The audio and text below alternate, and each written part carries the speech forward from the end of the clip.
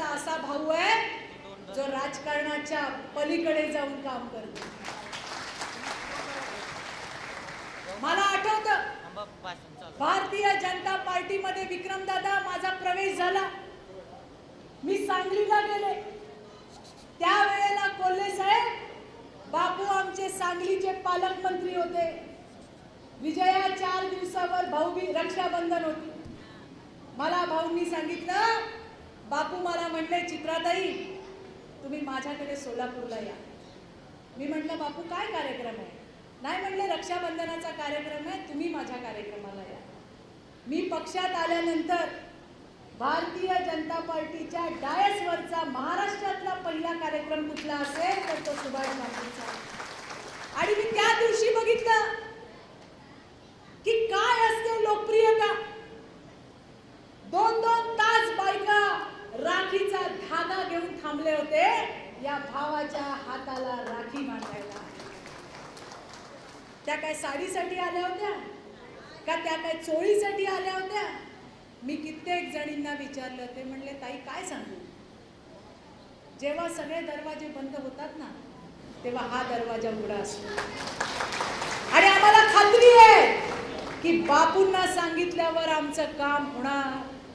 सगळ्यात जास्त माझ्या जीवाला आवडलेली योजना अन्नपूर्णा योजना.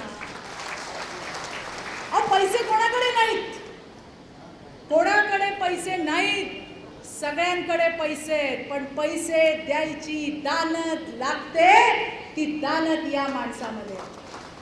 आज 600 डबे त्या आई बापांना जातात ज्यांना बघणारा कोण नाहीये. वाट बघतात की कधी येईल अन्नपूर्णेचा डब्बा. सणाच्या दिवशी गोडधोड भाज्या सुद्धा भोपळा आणि ढोबळी मिरची नाही. रोज चांगल्या भाज्या ज्या तुम्ही आणि मी खातो अशा भाज्या, तो डब्बा त्या आजी आजोबा वाट बघत असतात. रोज रिक्षा त्यांच्या दारात जाते. ऊन वारा वादळ पाऊस त्या आई वडिलांना डब्बा मिळतो. अरे त्यातले किती आजी आजोबांना तर कधी बापू भेटलाही नसाल तुम्ही, पण त्यांच्या मनातून जो आशीर्वाद आहे ना तो आशीर्वाद बापू फुकट जाणार नाही. आज मी महायुतीच्या सगळ्या नेत्यांसमोर आणि तुम्हा सगळ्या भावा बहिणींसमोर सांगते, कोई नहीं है टक्कर में. घासून बिसून नाही, ठासून येणार होता मी, ठासून. आणि म्हणून आपल्या समोर कोण उभारलंय याची आम्हाला चिंताच नाहीये. 2.5 वर्षामध्ये आमचे नेते, राज्याचे उपमुख्यमंत्री देवेंद्रजींनी भरभरून निधी बापूंना दिला. आणि बापूंनी सुद्धा सडळ हाताने सगळ्या प्रभागामध्ये, सगळ्या क्षेत्रामध्ये तो त्या ठिकाणी वितरित केला, लोकांची कामं केली. मला तुम्हाला हेही सांगायचं की आमचे नेते आणि राज्याचे उपमुख्यमंत्री देवेंद्रजी फडणवीस यांचे अत्यंत विश्वासू सहकारी म्हणजे आपले बापू आहेत. आणि अशा बापूंच्या मागे आपण सगळे ताकदीने उभं राहायचंय. राहणार का नाही? अरे राहणार का नाही? अरे राहणार का नाही? जरा जोरात हात वर करा. राहणार का नाही? सगळेजण. आणि तुम्हाला सांगते, लोकसभेसारखी चूक करू नका. मी लोकसभेला प्रचाराला जायचे, लोक मला म्हणायचे चित्राताई कशाला येता तुम्ही? अरे आएगा तो मोदी. मी म्हणायचे अरे मत द्या, कमळाचं बटन दाबा. मला म्हणायचे फिरू नका, आएगा तो मोदी. तुम्हाला सांगते, मी ते ज्या भावंडांना सांगितलं ते तुम्हाला सांगते. अरे मोदीजी तर येणारच आहे, पण घरातून उठून कमळाचं बटन दाबायला जाल की नाही? जोपर्यंत कमळाचं बटन दाबत नाही तोपर्यंत मोदी येऊ शकत नाही. जोपर्यंत कमळाचं बटन दाबत नाही आपला सोन्यासारखा असा माणूस आपले बापू निवडून येऊ शकत नाही. म्हणून गाफील राहू नका. मला विशेषतः माझ्या मायमाऊल्यांना सांगायचंय, सकाळी उठल्यावर आंघोळ पांघोळ करून देवाची पूजा करा आणि पहिल्यांदा आपल्या बापाने डॉक्टर बाबासाहेब आंबेडकरांनी दिलेला मतदानाचा हक्क तो त्या ठिकाणी पूर्ण करा. मतदान करा. प्रत्येकीने 10-10 घरं वाटून घ्या. या 10 घराची जबाबदारी माझी. त्या 10 घरातल्या प्रत्येक मतदाराला बाहेर काढणं काम माझं. अशा पद्धतीने जास्तीत जास्त मतदान कसं होईल याकडे आपण सगळ्यांनी पाहिलं पाहिजे. मला मनापासूनचा आनंद आहे की आजच्या या पहिल्याच मेळाव्यासाठी तुम्ही सगळेजण मोठ्या संख्येने या ठिकाणी आलेला. वातावरण फार चांगलं आहे, कारण आपल्या महायुतीच्या सरकारने प्रत्येकासाठी काम केलंय. प्रत्येकासाठी काम केलंय. प्रत्येकाला ताकद द्यायचं काम केलंय. आणि म्हणूनच या चोरांच्या पायाखालची वाळू निसटली आहे. बहिणींनो, तुम्हाला सांगायचंय, कोण काही सांगेल, कोण कुठलाही अपप्रचार करेल, पण या सावत्र भावांच्या नादी लागू नका. आधी लाडक्या बहिणीला विरोध करणारे म्हणले महायुतीने 1,500 दिले तर आम्ही 2,000 रुपये देऊ. का रे बाबा, तुम्ही तर कोर्टात चालला होता. तुम्ही तर आमचे पैसे बंद करायला चालला होता. आणि या महाविकास आघाडीच्या खोटारड्यांवर विश्वास ठेवू नका. यांनी कर्नाटकला महालक्ष्मी योजना काढली बापू, 6 महिन्यात बंद करून टाकली. तेलंगणामध्ये या काँग्रेसने योजना काढली, बंद करून टाकली. त्याच्यामुळे या खोटारड्यांवर विश्वास ठेवू नका. तुमचे 3 भाऊ, एकनाथराव शिंदे, आपला देवा भाऊ आणि अजितदादा खंबीर आहे तुमच्यासाठी. तुमचे पैसे कोणी बंद करू शकत नाही. आणि त्यासाठी आपल्या भावांना आशीर्वाद 20 तारखेला द्या. कसा द्याल का आशीर्वाद? आशीर्वाद कसा द्याल? मागच्या सांगा का आशीर्वाद कसा द्याल? अरे कसा द्याल आशीर्वाद? मधल्या कसा द्याल आशीर्वाद? कुठलं बटन दाबणार? कुठलं बटन दाबणार? अरे कुठलं बटन दाबणार? आपली निशाणी, आपली निशाणी, आपली निशाणी. इतक्या वेळा बोला का नवऱ्याने असं रात्री हलवलं तरी म्हणा आपली निशाणी कमळ, आपली निशाणी कमळ. राहील ना लक्षात? आधी नवरे म्हणायचे मी सांगतो तिथं जाऊन ठप्पा मार, म्हणायचे का नाही ग? आता बाया लय हुशार झाल्या. आता बाया सांगतात तुला कुठं मारायचं ते बटन दाब, मी तर कमळाचं बटन दाबणार. हे कशासाठी झालं?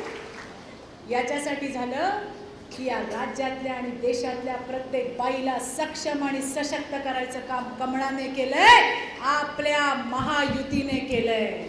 आणि म्हणून 20 तारखेला मैत्रिणींनो चुकू नका. कुठलं बटन दाबाल ग? कुठलं बटन? आणि भावड्यांनो माझ्या कुठलं बटन दाबाल? इकडं तिकडं डांगडिंग करू नका. आलं का लक्षात?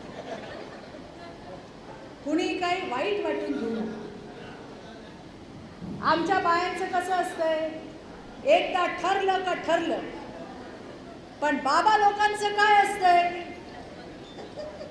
म्हणजे इथे बसलेले भाऊ माझे तसे नाहीत, बाहेर कोण असतील त्याला सरळ करा.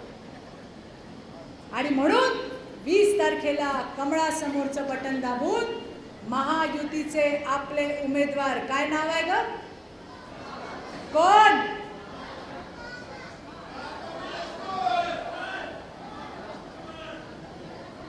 फार डीप लाईट झाल्या तुम्ही. अरे उमेदवार कोण आपले? यंदा जरा हात बीत वर करा. ठरलंय यंदा, अरे ठरलंय यंदा भारत माता की. काही भगिनींना मिळाले नसतील, काळजी करू नका. इलेक्शन झाल्यावर परत आपलंच महायुतीचं सरकार येणार आहे. तुमच्या प्रत्येकीच्या खात्यामध्ये आपले भाऊ हे पैसे टाकल्याशिवाय राहणार नाही मैत्रिणींनो, हे मला तुम्हाला सांगायचं. आता जेव्हापासून लाडकी बहीण आली, आम्ही पण नवऱ्यांना सांगितलंय जास्त गुरगुरायचं काम नाही. आमचे भाऊ काय साधे नाही. आमचे भाऊ कोण आहे? आमचे भाऊ एकनाथराव शिंदे, आमचे भाऊ देवेंद्र फडणवीस, आमचे भाऊ अजित दादा, आमचे भाऊ सुभाष देशमुख, आमचा भाऊ अमोल शिंदे, आमचा भाऊ नामदेव पवार, आमचा भाऊ विशाल गायकवाड, आमचा भाऊ विक्रम. हे सगळे वजनदार लोक आहेत. कोल्हे भाऊ हे आहे माळके चुळके पण वजनदार आहेत सगळे. यांची नावं घेतली तर काय नवऱ्याची बिशाद आहे आमच्यावरती गुरगुर आहे. काय का बरोबर का नाही? आणि म्हणून मैत्रिणींनो, ज्याचा उल्लेख आपल्या बापूंनी केला, लाडकी बहीण आल्यापासून आपल्या सावत्र भावांच्या आणि बहिणींच्या पोटामध्ये बुरगुडा आलाय. बुरगुडा तो गुडगुड गुडगुड करतो. हे महाविकास आघाडीवाले, हे काँग्रेसवाले, हे उद्धव बाळासाहेब ठाकरेवाले, हे राष्ट्रवादीचे तुतारीवाले यांनी यांचा माणूस कोर्टात पाठवला. का पाठवला माहितीये? का पाठवला माहितीये का? ते म्हणले या बहिणींच्या खात्यात जे पैसे चाललेत ना ते बंद करा. त्यांना पैसे देऊ नका. ही योजना बंद करा. योजना बंद करायची आहे का? अगं जरा जोरात बोलाल काय? योजना बंद करायची आहे का? बंद करायची आहे का? अरे भावड्यांनो, तुम्हाला वाटतं का योजना बंद करायची का? आणि मग एकीकडे बहिणी बहिणी म्हणतात आणि दुसरीकडे हे सावत्र भाऊ योजना बंद करायला निघाले. जशा लाडक्या बहिणी झाल्या तसे हे बिथरले. अहंकार आला यांना. उद्धव बाळासाहेब ठाकरेंचे खासदार अरविंद सावंत शिवसेनेच्या आपल्या शायना एनसीला माल म्हणाले. याच्यावर थांबले नाही. रोज सकाळी 9 वाजता एक गटाराचं तोंड उघडतं. काय सांगायची गरज आहे का कोण ते? सकाळ झाली का थोबाड ओपन. आणि मग जे गटार वाहत राहतं त्या गटाराचा धाकटा भाऊ, त्या ठिकाणी सुनील राऊत, उद्धव बाळासाहेब ठाकरे पक्षाचा, त्याने शिवसेनेची आमची सुवर्णा करंजे ताई आहे, ते म्हणले ही बकरी आहे. ही बकरी माझ्या गळ्यात बांधली आणि 20 तारखेला आपण कापून खाऊ, ही यांची भाषा आहे. तिसरा अजून एक इन्सिडेंट झाला. मला तर आश्चर्य वाटलं की मागच्या लोकसभेमध्ये मान छत्रपतींच्या गादीला म्हणणारे त्या ठिकाणी तुम्ही मी आपण सगळ्यात साध्या बायका आहे. पण काल त्या छत्रपतीच्या सुनेच्या चेहऱ्यावरचे जे भाव होते ना, त्याच्याने डोळ्यात पाणी आलं. एका बाजूनी नवरा हात खेचून आणतोय, सासरा म्हणतोय सही करा यांच्या समोर, आणि त्या ठिकाणी काँग्रेसचा नेता कोल्हापूरचा म्हणतोय दम नव्हता तर उभारलात कशाला. अशा पद्धतीने महिलांची विटंबना करायचं काम चाललंय. लाडक्या बहिणींचा मिळेल त्या ठिकाणी अपमान करण्याचं काम चालू आहे. मी कालच विनंती केली आहे की हे थांबवा, हे तात्काळ थांबवा.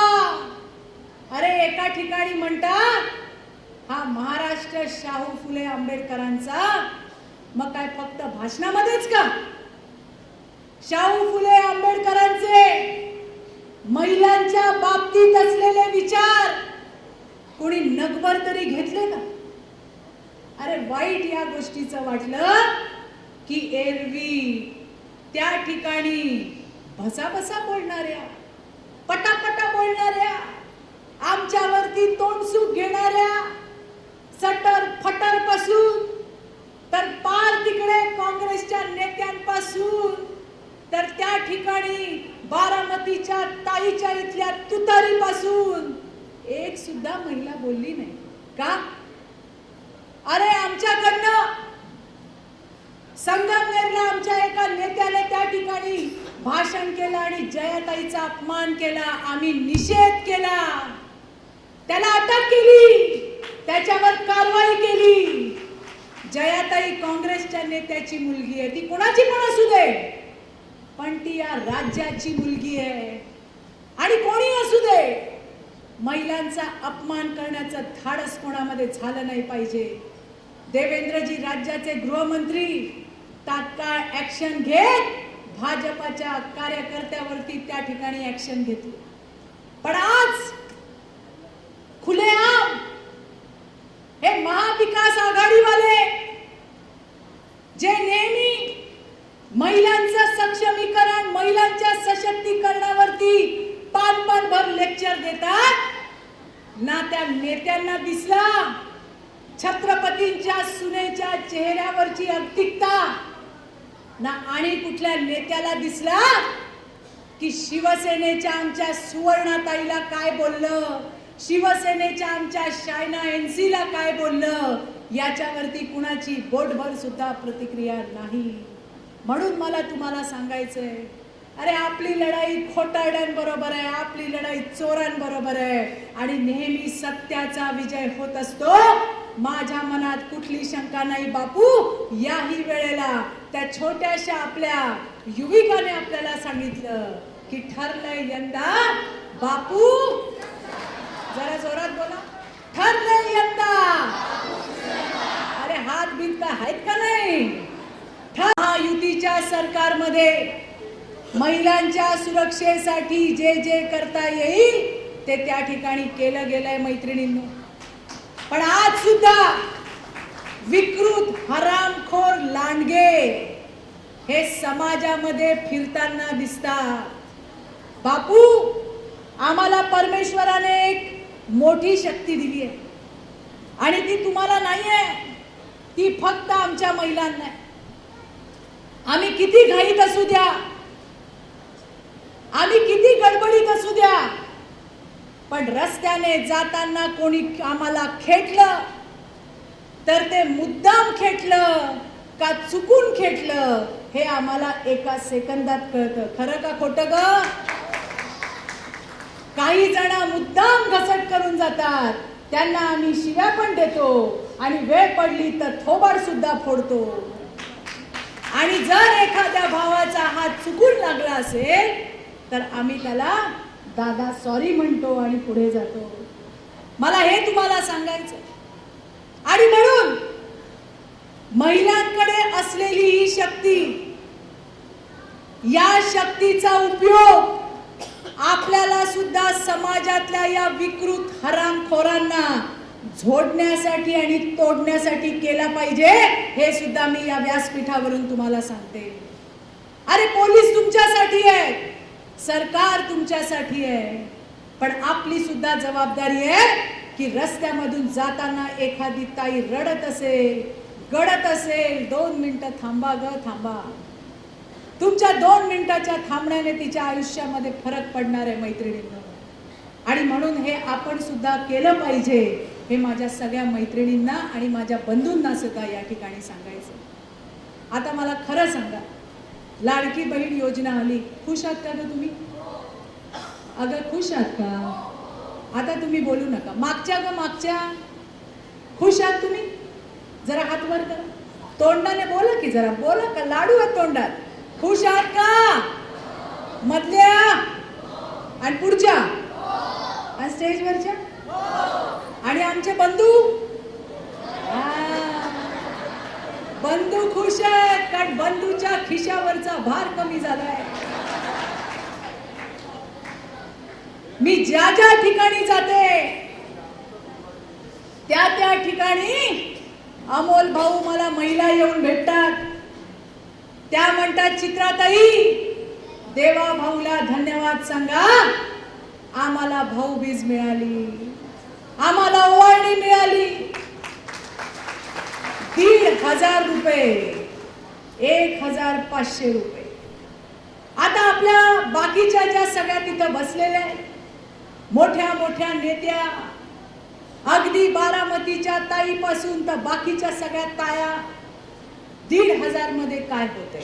1,500 मध्ये काय होत? अगं बाई तुझं होत नाही, हिचं होतंय ना.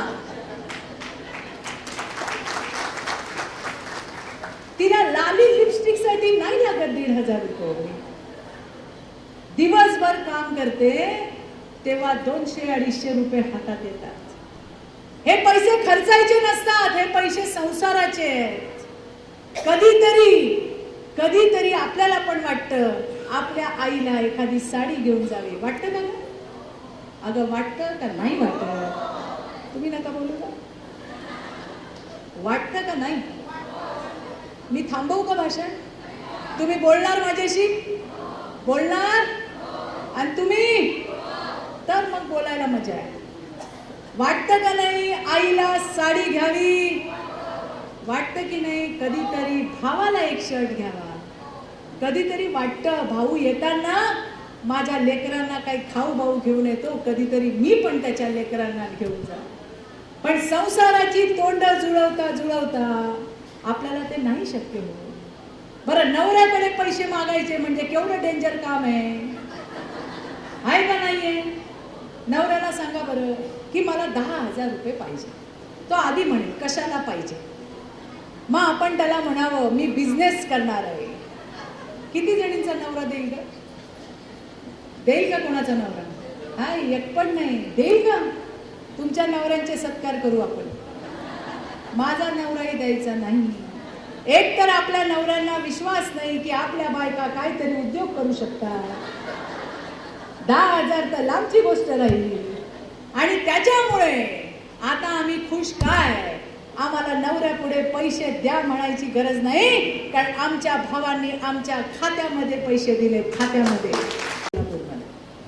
आणि माझी सवय जिथे लोक भेटतील त्यांच्याशी बोलणं. काय वाटतं? आता पहिला प्रश्न असतो हवा कुणाची. आणि तिकडे मी गेल्यावरती मला लोकांनी सांगितलं बापू विजया, सोलापूरच्या शहरातल्या 3 विधानसभेमध्ये कमळ कमळ कमळ. आणि मी तुम्हाला सांगते अरे कोई नहीं है टक्कर में, कोई चक्कर में पडो ही मत, टक्कर में ही कोई नहीं है बापू. आणि आपली लढाई कोणासोबत आहे? आपली लढाई आमच्या म्हणजे मुंबईच्या भाषेत जर म्हणायचं तर चोट्टे आणि खोटे अशा लोकांची आपली लढाई आहे.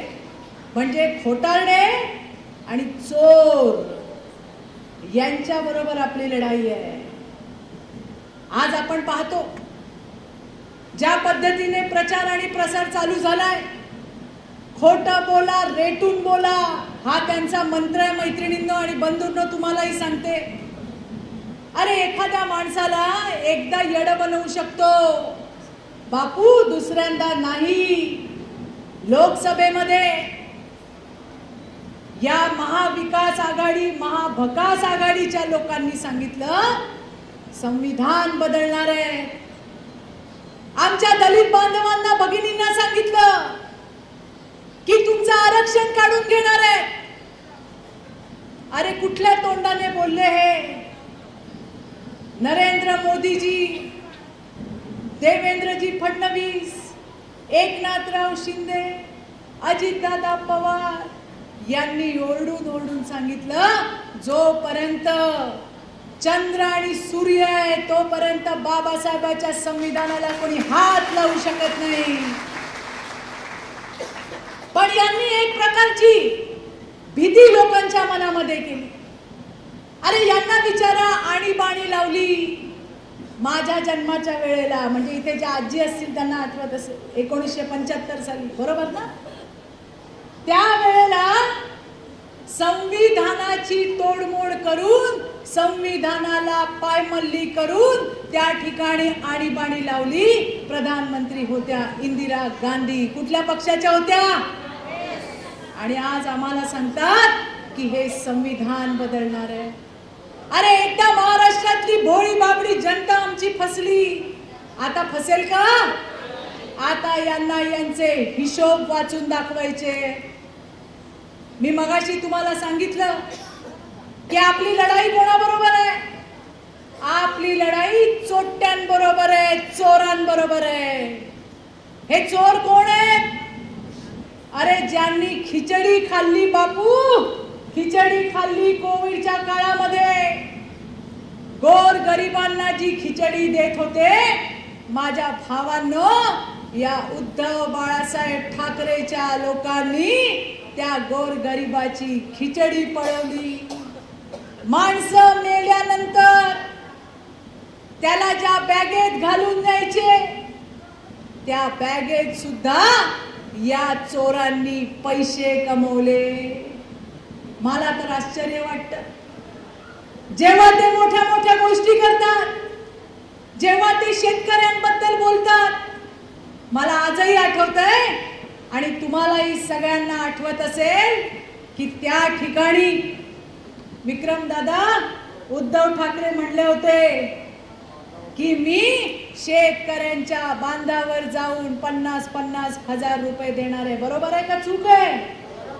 अरे मुख्यमंत्री झाल्यावर कधीतरी त्या मंत्रालयाचं भाग्य का हे मुख्यमंत्री महिन्यातनं कधी गेले तर गेले, नाहीतर आपले फेसबुकवरच लोक मरत होती, लोकांना खायचे वांदे होते. त्यावेळेला मला हे सांगताना अभिमान आहे, माझ्या भारतीय जनता पार्टीचा प्रत्येक कार्यकर्ता आणि नेता लोकांमध्ये होता, त्या कोविड बरोबर झगडत होता. इथेच तुमच्या बाजूला पंढरपूर, पंढरपूरचे अध्यक्ष आमचे वाईकर, त्यांचा तर जीव गेला, काम करता करता जीव गेला. असे कित्येक माझे भाऊ आणि कित्येक माझ्या बहिणी सांगता येतील. आमचे नेते देवेंद्रजी स्वतः फील्डवरती होते.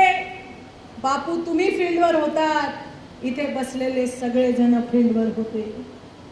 परंतु फेसबुक वरून कोमट पाणी प्या असा सल्ला देणारे मुख्यमंत्री आता जे काम चाललंय ते बघून पावचळले.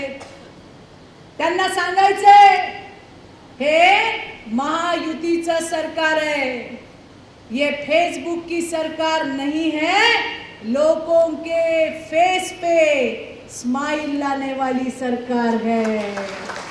लोकांच्या सुखात दुःखात आज त्या ठिकाणी सरकार जातंय, लोकांचे प्रश्न समजून घेतले जात आहेत. मुख्यमंत्री एकनाथराव असतील, आमचे नेते देवेंद्रजी असतील किंवा अजितदादा असतील, रात्री 2-2, 3-3 वाजेपर्यंत बापू त्या ठिकाणी येणाऱ्या माणसाला भेटतायत, त्याचा प्रश्न सोडवण्याचं काम करतायत. पण तुम्हाला जेव्हा 2.5 वर्ष दिली तेव्हा तुम्ही काही केलं नाही. मला आश्चर्य वाटतं की महिलांच्या सुरक्षेवरती जेव्हा विरोधात होते त्यावेळेला घसा सुकेपर्यंत भाषण करणाऱ्या बारामतीच्या मोठ्या ताई, जेव्हा सत्तेत आल्या 2.5 वर्ष, आज आम्हाला आकडे वाचून दाखवतायत. मला वाईट वाटतं, कारण कुणाच्या राज्यात कुणाच्या सत्तेच्या काळात किती महिलांवरती अत्याचार झाले हे आकडे मांडण्यासाठी तुम्ही आणि आम्ही नाही आहोत. आपण काय करतोय सुरक्षेसाठी हे सांगण्यासाठी आपण आहोत. आता त्या जे बोलतात मला ऐकून हसायला येतं की यांच्या वेळेला काय नाही झालं.